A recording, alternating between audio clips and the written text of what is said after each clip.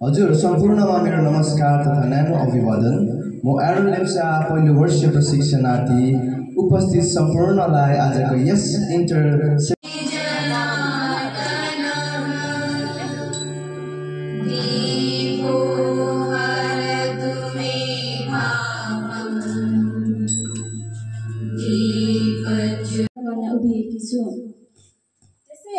त्यसै अनुरूप प्रथममा हाम्रो प्राध्यापिका साथै आजका सभापति महोदय श्रीमती दीप्ति गुरुङ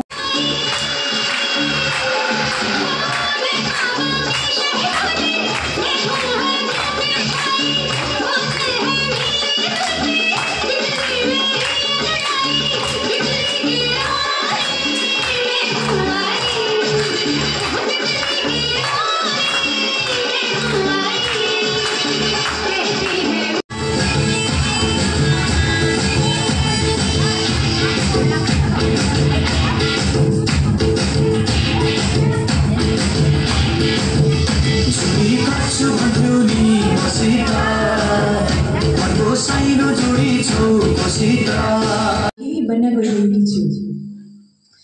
सबै सिट स्तरका विद्यार्थीहरूको लागि बहस एक मूल्यवान गतिविधि हो। अन्य शैक्षिक गतिविधिहरू र जीवनको लागि उपयोगी सिपहरू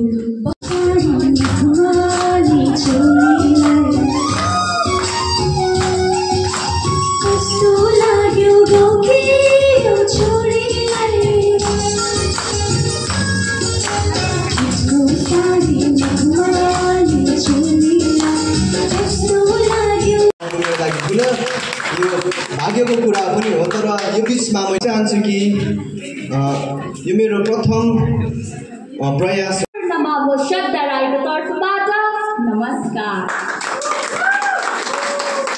र आज म दोस्रो वर्ष प्रशिक्षणार्थी यस मञ्चमा उपस्थित भएकी छु आफ्ना विचारहरूलाई प्रश्न पार्न साथै तर्कसँग।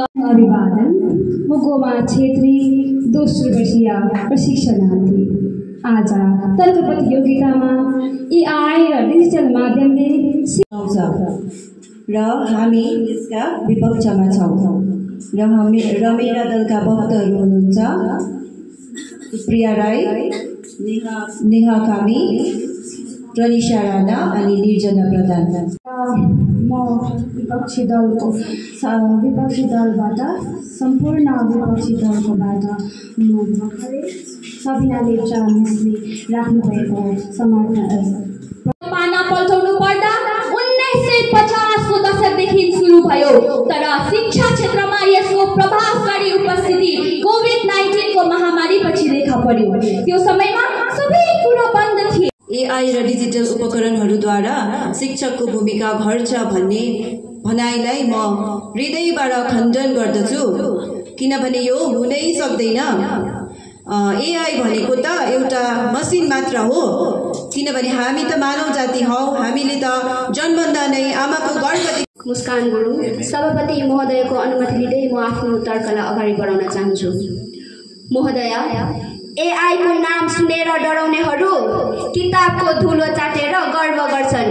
गुगल देख्दा आतिनेहरू झोलामा स्याहा छ।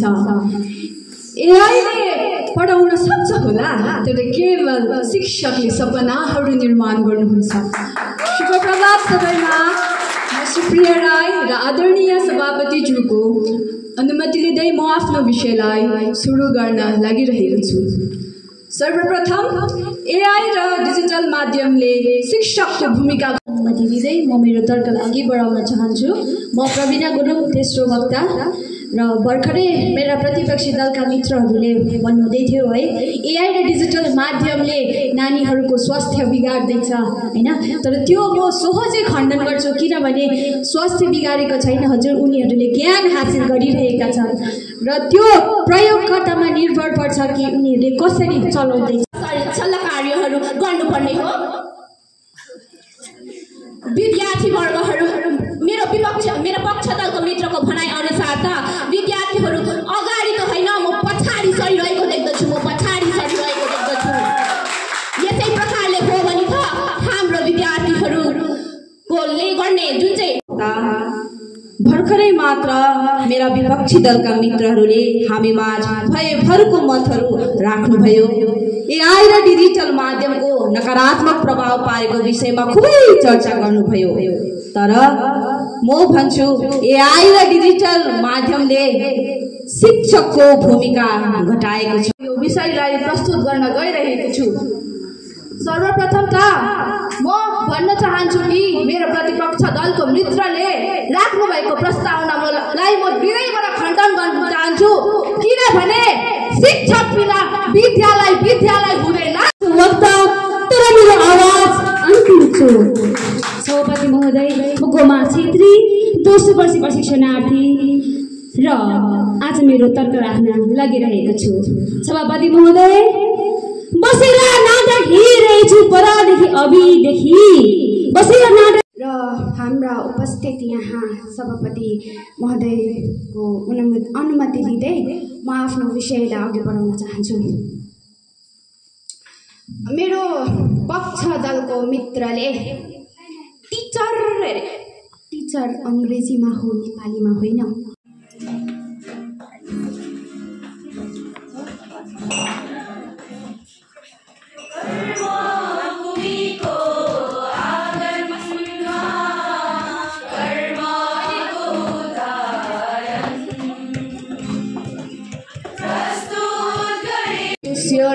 लास्ट इयरको त विनर्सहरू हो, डिबेटको इन्टर कलेज डिबेटको विनर्सहरू हो यो हाम्रो पार्टीहरू त है। सो यो इयर चाहिँ उहाँ जो हाम्रो अर्गनाइजर्सहरू हुनुहुन्छ उहाँले चाहिँ दिप्ती गुरामा साथै उपस्थित सम्पूर्ण एकैचोटि सर्टकटमा है प्राध्यापिका हाम्रो हेडमास्टर र सम्पूर्ण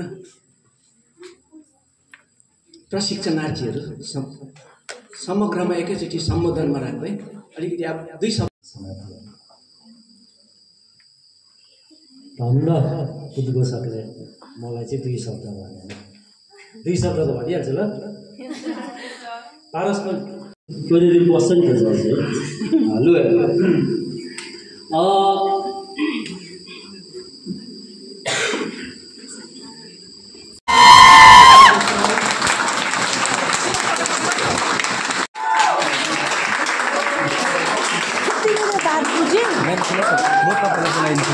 लु उहाँहरूलाई यहाँ पुरस्कार दिनुभएको छ। त्यस कारणले गर्दा जो बहिनीहरूले डान्स गर्नुभएको छ उहाँहरू कृपया यहाँ मञ्चमा आइदिनु।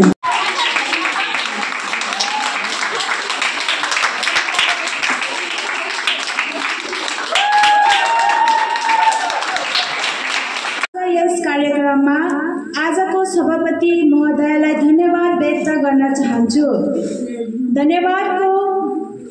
धन्यवादको क्रममा यसै कालिम्पोङ डाइट संस्थानकी प्राध्यापिका